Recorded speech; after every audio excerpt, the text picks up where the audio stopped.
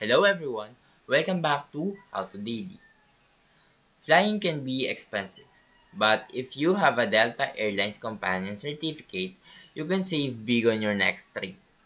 In this video, I will guide you through the process of redeeming your Companion Certificate for a free or discounted flight, whether you are planning a vacation or a business trip. This step-by-step guide will help you make the most of your travel rewards.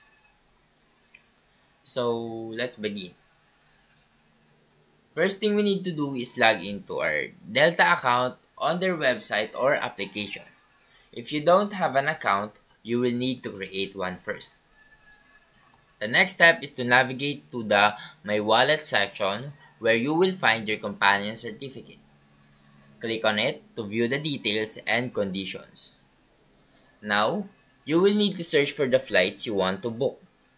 During the booking process, you will have the option to apply your companion certificate to the reservation. And after applying the certificate, review your flight details and complete the booking.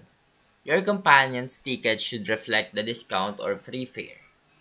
And that's how you redeem your Delta Airlines companion certificate. And if you found this video helpful, please leave a like and subscribe.